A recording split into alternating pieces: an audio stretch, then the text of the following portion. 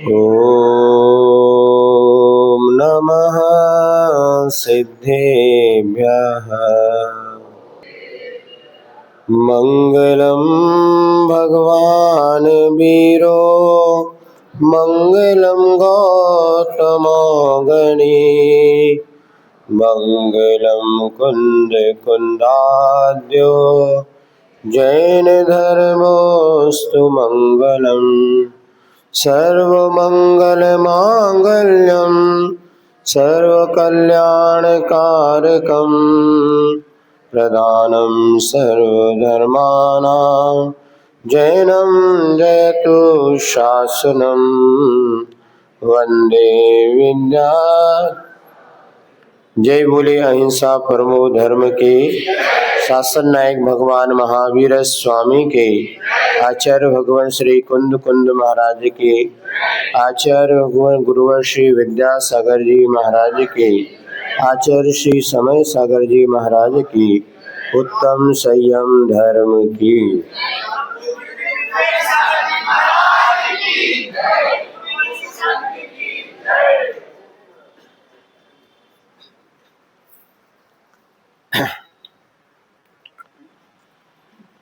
एक ऐसा अद्भुत फल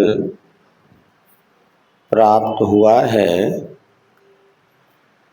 जिसको खाने के बाद कभी भी बुढ़ापा नहीं आता। वह फल जो भी खा ले वह कभी बूढ़ा अथवा बुढ़िया नहीं होगा, बूढ़ा भी नहीं होगा और बुढ़िया भी।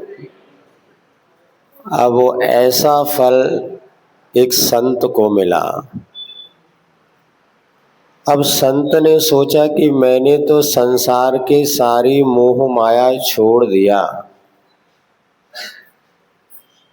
चाहे युवावस्था हो, चाहे वृद्धावस्था हो, चाहे बालावस्था हो, ये सब पुद्गल की पर्याय हैं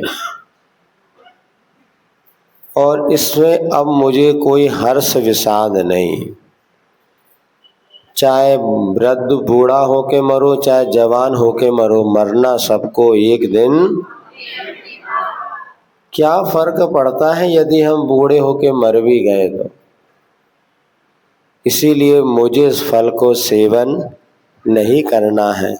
हाँ, हमारे देश का राजा बहुत अच्छा है, वो अगर सुंदर और जवान बना रहेगा तो प्रजा की रक्षा होगी और प्रजा का भला होगा।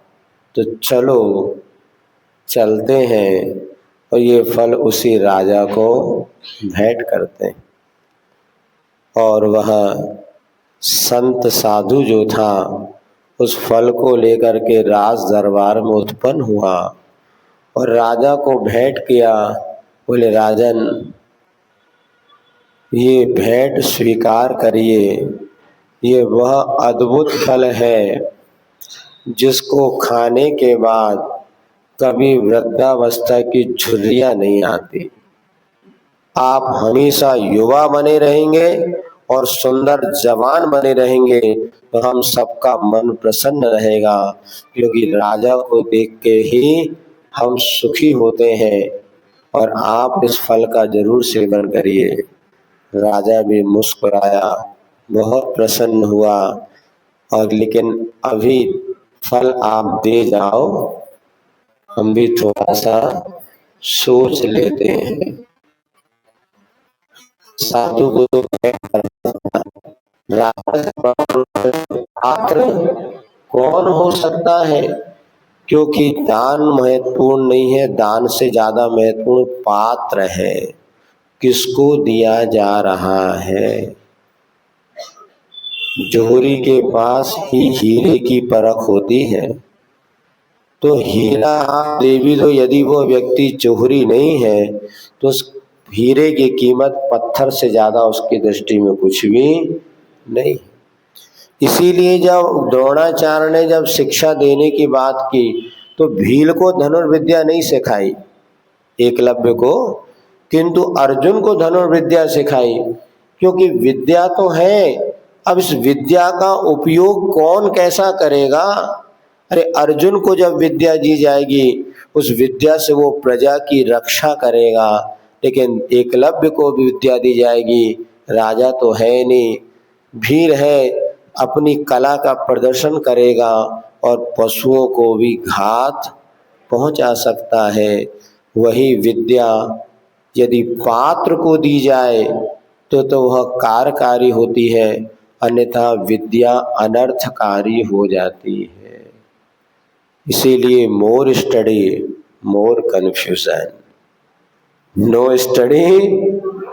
आचार्य महाराज बार बार कहते थे, अब देखो एआई आपके सामने आ गया ना, आर्टिफिशियल, इसका दुष्परिणाम आप 5 साल बाद ये भुगतेंगे कि आपके बच्चे की बुद्धि समाप्त हो जाएगी, दिमाग कुछ चलाएगा नहीं, जो उसने बटन दबाया गूगल ने तुरंत, गुरु ने आपको बता दिया, सारी चीजें आपके सामने आ गई।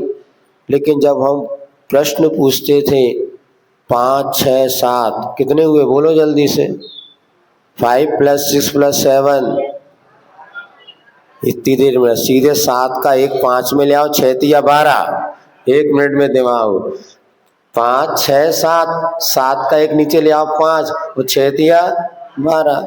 अब इतना दिमाग लगाने के लिए बच्चों के पास अब क्या कहने सो नहीं है, क्या कहते हैं ना आपको, सहनशीलता थोड़ा सा भी नहीं कि रुके हम और तुरंत वो उनको आंसर मिल गया।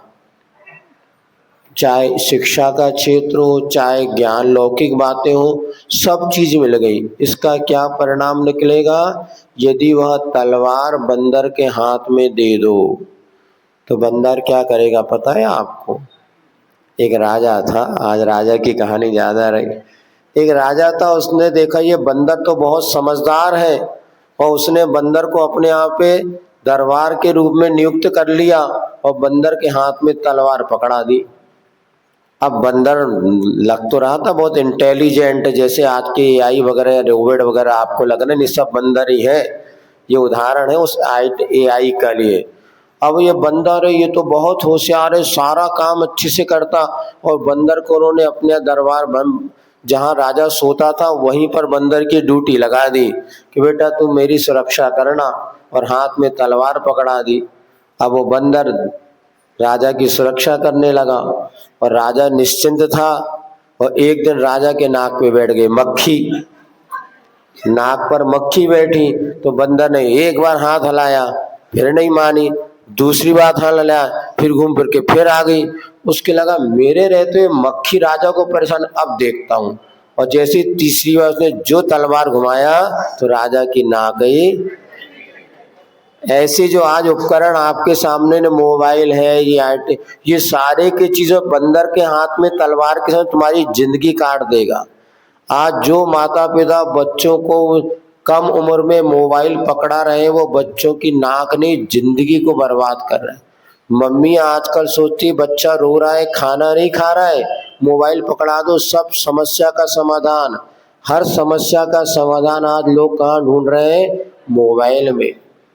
और सीधे बच्चों को जिस आपने, और 9-10 साल की उम्र के तक के बच्चों जो आपने मोबाइल पकड़ा दिया, समझ लेना मैंने बच्चे के हाथ में तलवार पकड़ा दी, वो अपनी भी गर्दन काटेगा और तुम्हारी भी नाक काटेगा। इसीलिए सावधान हो जाओ। साधु तो खुश था कि मुझे पात्र मिल गया और मैंने वो फल राजा को दे दिया। अब राजा एज यू लाइक, आपको जो अच्छा लगे, मैंने तो अपना कर्तव्य। साधु चला गया, राजा भी सोच में पड़ गया, ऐसी चीज ना भूतो ना, सुन रहे सब लोग, ना ऐसा फल आज तक देखा ना आज तक मिला, क्या करूं, खा लूं किसी और को खिला दूं। याद आया प्राण प्यारी दिल की रानी मेरी पट्ट रानी, वो यदि जवान बने रहे तो मेरा जीवन में आनंद ही आनंद है। मैं जवान बना रहा और मेरी रानी डुकरिया हो गई तो यदि रानी बूढ़ी हो गई तो मेरा जीवन का आधा सुख तो चला गया। ध्यान रखना, यदि पुरुष के जीवन में से पत्नी का अभाव हो जाए, ये तो निश्चित है कि यदि पत्नी चली जाए तो बलवान पुरुष भी निर्बल बन जाता है, और कम उम्र में चली जाए तो उसको लगता है मेरा जीवन अधूरा है। होता है, ये बात अलग है कि परिस्थिति पुनः दूसरी मिल जाए कर ले, लेकिन रियलिटी तो ये है कि एक मातोश्री ने मूक माटी में लिखा है, जिसके अभाव में सबल पुरुष भी निर्बल हो जाता है। सबल पुरुष भी निर्बल हो जाता है। चौके तो हम देखते हैं आधे ज्यादा की टाइम फिक्स हो जाती है। हम कहते जे बैठी हैं भैया, अब तो पढ़ लो पूजा। वो पत्नी के साथ में बैठ के भले पूजन कर ले, अकेले पूजन करने की हिम्मत, घबराते हैं। हम कहते हैं भाई क्यों घबरा रहे, हम तो बैठे, महाराज से संबल नहीं, संबल तो उनसे है। इसी का नाम गृहस्थ आश्रम है और होना भी चाहिए। इसी को कहते हैं परस्पर उपग्रहो, परस्पर उपद्रव नहीं, उपद्रव ज्यादा करते तुम लोग, उपग्रह करो। और गृहस्थ आश्रम में प्रवेश करना भी कोई गलत नहीं है। 24 तीर्थंकरों में 19 ने तो गृहस्थ आश्रम को स्वीकार किया। आचार्य समुद्रवत स्वामी ने गृहस्थो मोक्ष मार्गस्थो, तो जब गृहस्थ आप बनते मोक्ष मार्ग में स्थित होते हैं। बहुत से मुनि महाराज ऐसे भी हमने सुना, इतिहास में कोई मुनिराज हुए जो कभी बैचलर से आहार नहीं लेते थे। बैचलर माने जिनका ब्याह नहीं हुआ, ऐसे मोड़ा मोड़ी से आहार, बोले इनको कोई भरोसा नहीं है। ये ब्याह वालों को भरोसा है, पक्का है, हम है तुम्हारे। तो उनकी सोच जो बनी हुई किसी कारणवश, क्योंकि ये संयमित है। विवाह कराना पाप को बढ़ाने का कारण है कि पाप को घटाने का। आज धारणा बन रही कि हमें विवाह नहीं करना, बाकी सब काम करना है, बस विवाह नहीं करना, पैसा कमाना है, नौकरी करना है, अपने सोशल साइंस क्या कहते हैं ना आप लोग, वर्किंग, यहाँ जाना है, पढ़ाना है, ये करना, बस ब्याह नहीं करना, शादी नहीं करना और व्रत भी नहीं लेना। ये सबसे ज्यादा सामाजिक अनर्थ का कारण है। हम तो कहते हैं जितना आपको करना सब काम करो, लेकिन पहले विवाह कर लो, पति पत्नी बनो, मर्यादा में जिंदगी को जियो, आनंद भी लो और पाप भी करो, लेकिन उसके साथ धार्मिक बंधनों में बंधे रहो। आज बहुत से सोशल कार्यकर्ता है सामाजिक जो 35-40 साल की उम्र हो गई किंतु संयम से नहीं रह रहे हैं और वो अदर एक्टिविटीज कर रहे हैं, लेकिन स्वयं का जीवन उनको आनंद का कारण नहीं बनता। इधर विवाह कराना बहुत जरूरी, जो संयमित नहीं बन पा रहा उसके लिए विवाह कराना बहुत जरूरी है। पहले माता पिता भी कहते थे खूंटा से बांध दो, अब मोड़ा कहीं नहीं जाएगा। अब बिटिया जहाँ बड़ी हो गई 18 साल की, और भैया अब इसके लिए योग्य वर की चयन करो। और जहाँ बेटी का विवाह होता है माता पिता निश्चिंत हो जाते हैं, हमने अपना कर्तव्य पूर्ण कर दिया। और ये बहुत बड़ा उत्तरदायित्व है। लेकिन क्या होता, 18 साल तक तो कोई कुंडली वगैरह सोचता ही नहीं। जब 25-30 साल हो जाते तब बोलते अब हम सोच रहे हैं, और पता चलता कि जब तक जिंदगी का बहुत कुछ अर्थ अनर्थ में बदल चुका होता है। राजा ने सोचा मेरी रानी अगर बूढ़ी हो गई और मैं जवान बना रहा तो क्या मतलब है, इसीलिए मैं ये फल ले जा कर के रानी को देता हूँ। और उसने वो फल ले जा कर के रानी को दे दिया।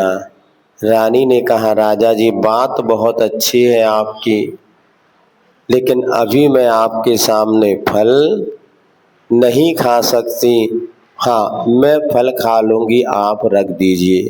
राजा ने भी सोचा रानी तो मेरी अपनी है और खा लेगी बाद में, और राजा वापस आ गया।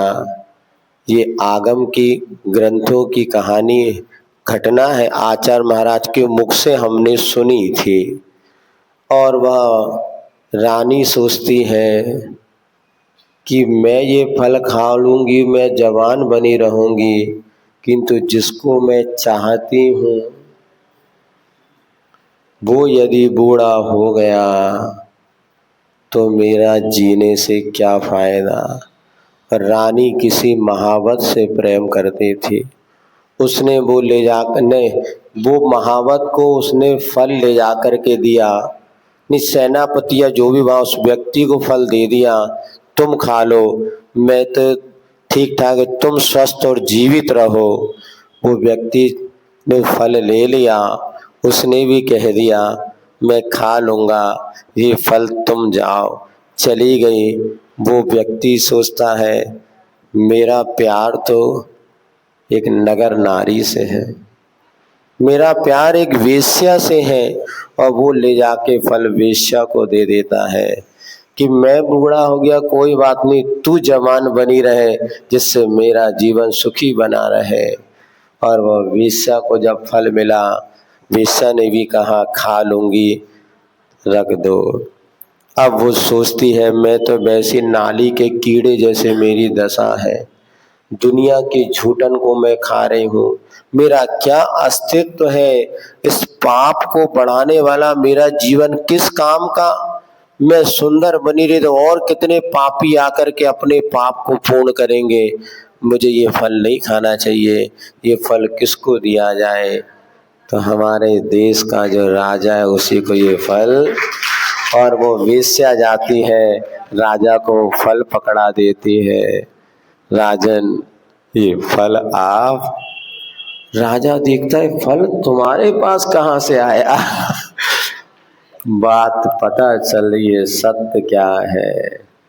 जिसको अपना माना उससे ही दुख पाया, फिर भी क्यों राग किया कुछ समझ नहीं। मैं जिसको चाहता हूँ वो किसी और को चाहती है, वो जिसको चाहती है वो किसी और को चाहता है। और ये वस्तु स्थिति यही है कि जिसको हम अपना मान रहे हैं वो अपना है नहीं। जहाँ देह अपनी नहीं कहाँ ना अपना। अरे शरीर भी मेरा नहीं तो ये सब कैसे मेरे हो सकते हैं। राजा को सत्य का बोध हो गया। अब इस जेरस तेरस बेरस लागे, कल वैराग भावना में पढ़ा ना। अभी जिस पत्नी में राग रस आ रहा था, जिस रानी के लेकर के राजा मरने को तैयार था, किंतु जैसे वो फल देखा अमर फल, उसका नाम था अमर फल, और जैसे वो फल को देखा वैराग्य हो गया। ओहो, यही संसार का स्वरूप है। अब मुझे जो शेष जीवन बचा है राग में नहीं वैराग के साथ बिताना है। यह राग आग दहे सदा, ताते समामृत से ये चिर भजे विषय कसाय, अब तो त्याग निज पद बेये। कितना समय व्यतीत हो गया इस राग रंग में, लेकिन आज तक मुझे सच्चा सुख नहीं मिला। उस राजा ने राजपाट छोड़ करके और मुनि व्रत को परिग्रह पोट उतार सब, लीनो चारित पद निज स्वभाव में थिर रहे वचना विनिर। वास्तव में जब सत्य का बोध होता है तो संसार फीका फीका लगने लगता है। और हम आज तक अज्ञान दशा के साथ जिस संयम को दुख का कारण मानते आए हैं, आचार्य कहते हैं संयम ही जीवन में सुख का कारण है। जिस गाड़ी का बहुत अच्छी गाड़ी है, बढ़िया लाखों रुपए की गाड़ी है, बहुत चमचमाती गाड़ी है, अच्छे इंस्ट्रूमेंट सब कुछ है, सीट अच्छी है, सब कुछ है, वह ब्रेक अच्छा नहीं है। इस गाड़ी में ब्रेक ना हो तो क्या आपका जीवन सुरक्षित रहेगा। जीवन में संयम ना हो तो जीवन में कभी भी सुरक्षित जीवन नहीं रह सकता। असंयम की बढ़ती हुई प्रवृत्ति आज व्यक्ति को नारकी जिंदगी जीने पर मजबूर कर रही है। आज जैसे जैसे असंयम पहले भी था और आज भी है, और बहुमत तो असंयम का ही है, लेकिन असंयम करते हुए भी मर्यादा में रहना। जैसे एक गृहस्थ होता है, जब वो विवाह करता है, पति पत्नी बनते, तो यद्यपि वो पति पत्नी बनते एक मर्यादित जीवन जीते हैं, इसीलिए उनके लिए प्रत्येक कार्य में प्रमुख पात्र के इन मांगलिक रूप में माना जाता है, और वो जो स्त्री सौभाग्यवती कन्या के रूप में, और उसको हर मांगलिक मंगल लौकिक मंगलों में माना जाता है। जब मुनिराज की दीक्षा होने वाली होती है तो चौक कौन पूरेगा? कान्हा नहीं पूरेंगे, ये पुरुष नहीं पूरेंगे, चौक कौन पूरेगा?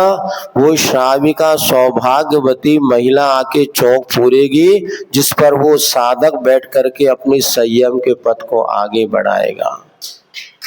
ये संयम असंयम से बचने का सबसे बड़ा मार्ग है। इस बार जब आचार्य जब कुंडलपुर हम लोग पहुंचे थे पंचकल्याणक में, आचार्य महाराज ने बहुत इस बात में चर्चा की थी, क्योंकि वो देख रहे हैं कि आज परिवर्तन के युग में जो संयम का और जीवन में सहनशीलता बढ़ाने का साधन था, आज जितने कहना चाहिए उच्च शिक्षा के साथ जिनके पास संयम की शिक्षा नहीं है, विवाह कराना ही नहीं चाहते। 90% आज लोग पैसा कमाना चाहते, नौकरी करना चाहते, किंतु उसको विवाह की ओर स्वीकृति उनके मन से नहीं होती। इस विषय में आगामी आने वाले दिनों में फिर अपन चर्चा करेंगे।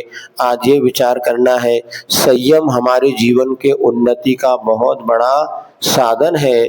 आज उत्तम संयम धर्म है।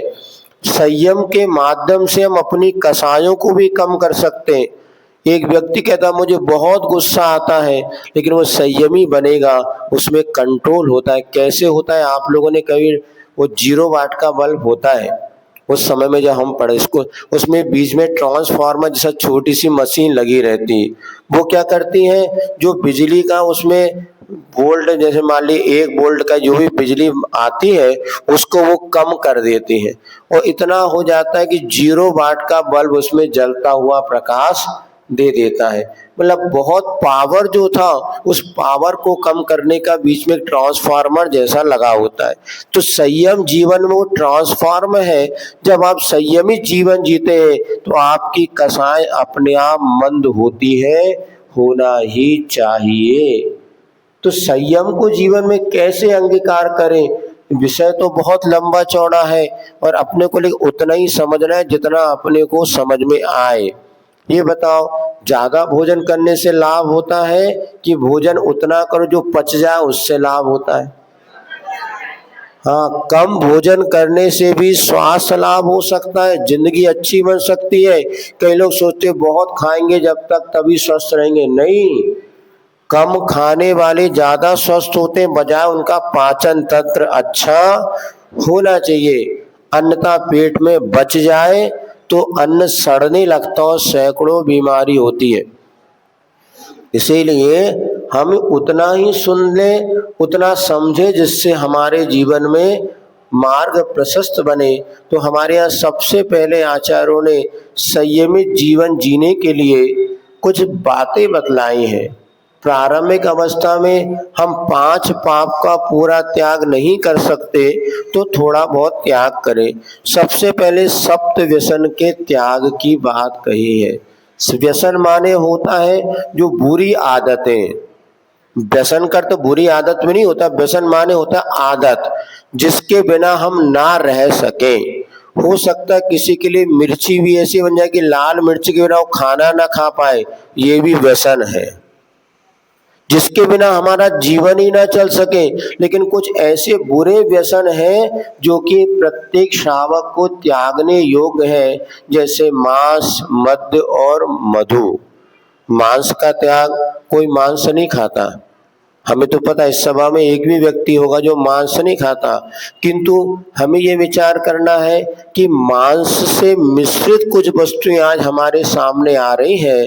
जैसे बताते हैं मैगी मसाला, मैगी में वैसे तो जो होगा लेकिन उसमें ही बताते इस प्रकार के कल हमें जो बताया, हमने आपको पनीर के विषय में चर्चा की थी। पनीर की सब्जी सबको बहुत, लेकिन वो पनीर आर्टिफिशियल पनीर बनता है, और जहां 350 रुपए का असली कल भैया लोगों ने बताया, और वो जो कैसे बनाया जाता वहां जाके देख लो, और कितनी हानि, पॉम ऑयल और ये तेल इतने गंदे तरीके से वो बनाया जाता। लेकिन आज जो होटलों में, बाजार में ये पॉम ऑयल, इसमें पहली बात तो त्रस जीवों की उत्पत्ति होती है। अब मक्खन जैसे दही, नवनी, मक्खन वगैरह, ये त्रस जीवों का कलेवर है। मक्खन जानते हैं आप लोग, नवनीत, इसको महाविकृति में लिया है। मध्य मास मधु की श्रेणी में भगवती आराधना में मक्खन को लिया है। मक्खन भी मध्य मास मधु के समान अभक्ष है। उसका घी निकाल सकते हैं, किंतु घी कैसे निकालते थे हमने कभी देखा नहीं। सुना है कि इधर चूल्हा जलता था, इधर बर्तन रखा हुआ है, इधर मथा और नवनीत का गोला निकाला और सीधे डायरेक्ट, मतलब बीच में अंतर मुहूर्त भी समय नहीं पड़ता, और तुरंत उसको डाल देते थे। वो नवनीत से निकला घी खाने योग्य है, किंतु नवनीत को अंतर मुहूर्त में सैकड़ों जीवों का वो कलेवर बन जाता है। इसलिए मध्य मांस और मधु की श्रेणी में नवनीत मक्खन को लगा है। बताते विदेशों में घी नहीं चलता, बटर चलता है। बटर कहते हैं ना मक्खन को, ज्यादातर ब्रेड में बटर लगाना, ये करना। लेकिन ये भी मांसाहार जैसा ही है, क्योंकि 2 इंद्री के बाद से मांस की संज्ञा प्राप्त हो जाती है।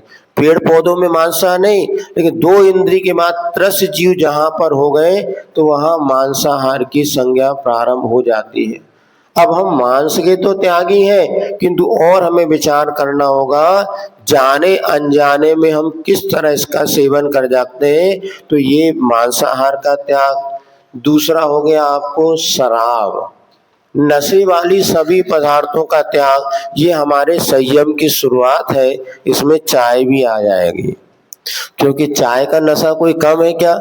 लिखा है यूट्यूब में ड्रग्स किसे कहते हैं, तो हमने जैसे चाय का नशा होता वैसा यहाँ तो सबने छोड़ ही दिया। वो तो हमारे पहुंचने के पहले लोग अलर्ट हो जाते हैं कि भैया आप चाय छोड़नी पड़ेगी। फिर भी एक आध दो रजगिरा जैसे उचट जाते ना, ऐसी कई बार भाग जाती, 1 गिलास दिया और भाग जाते हैं। मुझे भाग क्यों गए, पता चलता वो नशेड़ी था जो हमें 1 गिलास दे के पीछे भाग रहा है, छुप रहा है। समझ जाते हैं चाय का नशा करने वाला नशेड़ी है। तो बस इसके बाद मधु का त्याग। मधु माने शहद। शहद जानते हैं आप लोग, जो आजकल कई बिस्किटों में, च्यवनप्राश में, दवाइयों में, बचपन में है, मिठाइयों में हम ये सुनते थे कि 1 बूंद शहद खाने से 7 गांव को जलाने के बराबर पाप लगता है। अब तो प्योर हनी के नाम से एडवर्टाइज आने लगे, लेकिन वो हनी कहाँ से बनता है, वो सोचा से चाशनी का भी बनाने लगे। लेकिन जो मधुमक्खी का मुक्का उल्टी है, उसका कभी भी सेवन नहीं करना, उगाल है वो। इसके बाद आता है जुआ नहीं खेलना, चोरी नहीं करना। चोरी करना भी व्यसन है, आदत है। गरीब अमीर से फर्क नहीं पड़ता, सेठ का लड़का भी चोर हो सकता है और गरीब का लड़का भी साहूकार हो सकता है। इसके बाद चोरी करना और एक जुआ खेलना, 10 रुपए लगा के 100 रुपए कमाने की इच्छा, ये भी जुआ व्यसन है। आजकल क्रिकेट आदि में इतना चलता है, बताते लोग क्रिकेट खेल के लिए खेल नहीं देखते, वो तो बॉल पे सट्टा लगता है। और आज छोटे छोटे बच्चे बच्चियां भी 5 रुपए, 10 रुपए, 20 रुपए खेलों में लगाते हैं, और ये जुआ व्यसन है। इसका त्याग। तंबोला भी जुआ है, चाहे पारस धाम में हो चाहे तंबोला एक जुआ ही है। हमारे सामने हम कभी तंबोला नहीं कराते। तंबोला पहले हमारे एक आरोन में तो पूरा सब हो गया, फिर हमने उनको समझाया, सट्टे के पट्टी जैसे लेके लोग बैठे रहते, बिल्कुल गधा भी हो तो बैठ जाएगा और नंबर 1 टिक लगाएगा, क्योंकि उसको पता ये मिलने वाला है।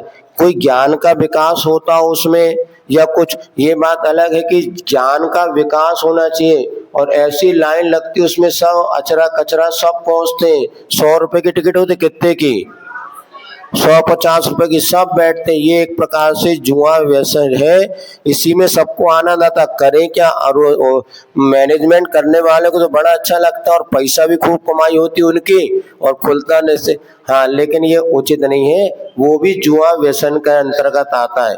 इसके बाद आपके लिए परस्त्री सेवन और वेश्यागमन, जिनका विवाह हुआ है नहीं हुआ, परस्त्री सेवन से बचे, ये हो गया।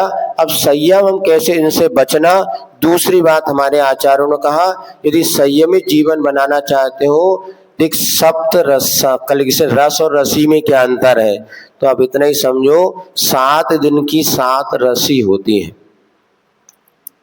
आज कौन सा वार है, मंगलवार है। मंगलवार को मीठा नहीं खाना, शक्कर और गुड़, किशमिश खा सकते हैं, हाँ किशमिश खा सकते हैं, मुनक्का खारक खा सकते हैं, लेकिन शक्कर और गुड़ का त्याग 1 दिन का कर बता रहे। हाँ रखो तो नीचे। तो ये मंगलवार की रसी हो गई, ये संयम की शुरुआत का मार्ग आपको बतला रहे। और कल क्या है, बुधवार, बुधवार को घी नहीं खाना, शुक्रवार को नहीं, गुरुवार को दूध नहीं लेना, शुक्रवार को दही नहीं लेना, शनिवार को तेल नहीं लेना, रविवार को, हमारा जो तो बहुत कठिन है, तो चलो इतना कर लो, ऊपर से नमक नहीं लेना, जो नहीं कर पाते वो हो गया। और सोमवार को हरी सब्जी नहीं लेना। अब मंगलवार फिर आ गया। तो 7 दिन में आप रसी पालन करके देखो। ये ग्रस्तों के लिए बता रहे हैं, साधुओं के लिए नहीं। लेकिन जो ग्रस्त 7 दिन में रसी का पालन करता है, सैकड़ों बीमारी से बच सकता है। और अपना हाथ जगन्नाथ, अपना हाथ आज बढ़िया भजिया बना के खा लियो और कल तुम हलवा खा लियो। जरूरी है आज मीठा खाएं? बोलो, एक दिन बिना मीठा के रह सकते कि नहीं रह सकते? जो अस्वस्थ उनकी बात छोड़ दो, बाकी स्वस्थ, बाकी एक दिन बिना मीठा के चलो। आज मंगलवार का तो सबका संग उत्तम संयम धर्म है ना। चुल्लक जी कह रहे थे कोई तो नियम ले लो। अरे कम से कम आज पक्का सबका हलवा बन गया हो तो वहां क्या होगा, भोजनशाला में होगा। हाँ नहीं, हाँ बता। तो पहली बात तो आज जिसके यहाँ कोई मीठ बन गया हो तो अलग बात है, नहीं बना हो तो आज मीठे का त्याग करके देखो। चुल्लक जी महाराज कह रहे हैं ये चमड़े के बने बेल्ट जूते का इस्तेमाल कर। हमारे ख्याल से यहाँ सभा में चमड़े के बनी वस्तुओं का त्याग सभी का होगा। कोई है जो चमड़े के जूते, अभी जो चमड़े के जूते, बेल्ट, घड़ी का आदि पट्टा उपयोग करते हैं, कोई है क्या? हाथ उठाओ। ये तो पूछ रहे हैं। जो चमड़े का उपयोग करते हैं वो हाथ उठाएं। कोई भी उपयोग, इसका अर्थ है कि सभी का चमड़े के बनी वस्तुओं का त्याग है। अब महाराज के सामने हाथ नहीं उठाया मतलब हम समझते सबका त्याग है। वास्तव में वो आजकल क्या चमड़े के ऑप्शन में बहुत सारे अच्छे रेक्सीन वगैरह आने लगे, दिखते बिल्कुल वैसे ही है। और वैसे भी आजकल ये लोग उतना उपयोग, जूते पहनने वाले 2-4 ही लोग होंगे जो जूते पहनते होंगे। पहली बात, जूते ही नहीं पहनते लोग, चप्पल पहन के दिन भर में दुकान में काम हो जाता है। फिर भी महाराज जी ने बात, तो आप सभी लोग जितने यहाँ बैठे हैं आज के दिन संकल्प लेंगे कि कभी भी जीवन में जूते के, चमड़े के बने हुए वस्तु का उपयोग पक्का है। हाथ उठाओ सब। अब जिसने हाथ उठाया, नहीं उठाया पड़ोसी को देखो, देखो महाराज जी, छुल्लक जी देखो, सब पक्का हो गया। आप देखो एक भी नहीं दिख रहा, सब 100% जन। कौन? पीली देती वाले पहनते क्या चमड़े के जूते? हाथ उठा दे भैया यार। हाँ हाथ उठा, त्याग है उनका। बहुत अच्छा, बढ़िया, 100% रिजल्ट मिल गया, कोई वादा नहीं। अब दूसरा आपको कह रहे थे, ये 7 दिन की रस्सी पालन करके देखो। अपने हाथ में एक दिन दूध नहीं लेंगे तो आपका बिना दूध क्यों काली पियो, बढ़िया बन लगती है। एक दिन नमक नहीं लेंगे तो ऊपर से, ये 7 दिन की रस्सी हमारे संयम की शुरुआत होगी। आज संयम धर्म का दिन है। 7 दिन की रस्सी का मन बनाना, मन बनाने से सारे के सारी जीवन में अनुकूलता बनती है। उत्तम संयम धर्म हमारे लिए यही बात सिखाता है। मनुष्य जीवन अगर हमें मिला है तो हम जीवन में भले थोड़ा थोड़ा संयम पालन करें, किंतु थोड़ा थोड़ा संयम ही हमारे जीवन को महान बना देगा। आज आप सब वैसे बहुत से लोगों का कल भाव था, कुछ बच्चे लोग भी आए थे, कुछ श्राविकाएं बुजुर्ग ही, आज वो प्रतिमा भी लेने का उनका भाव है। अभी वो चले गए, तो प्रतिमा हाँ बैठे हैं, बढ़िया। ये भी प्रतिमा लेने के लिए आज दोनों पति पत्नी आए, उनको पहली प्रतिमा के व्रत वो लेंगे। और भी लोग अपने हिसाब से, जब तक सुनो जितने बेटा बेटी यहाँ पर बैठने हैं, सबका ये आज संयम होगा कि विवाह के पहले कोई अनैतिक कार्य नहीं करेंगे, किसी प्रकार से शारीरिक संबंध नहीं बनाएंगे। ये उनका संयम उनके जीवन को महान बना देगा। और हमें विश्वास है जितने बेटा बेटी 10 शिविर में बैठे हैं, जो अविवाहित है, उस नियम को जरूर फॉलो करते हुए अपने जीवन को उन्नत बनाने का मार्ग प्रशस्त करेंगे। समय चूंकि आपका हो गया है और आगामी आने वाले समय में जैसी चर्चा होगी वैसे आपके सामने रखी जाएगी। बोले भगवान महावीर स्वामी की।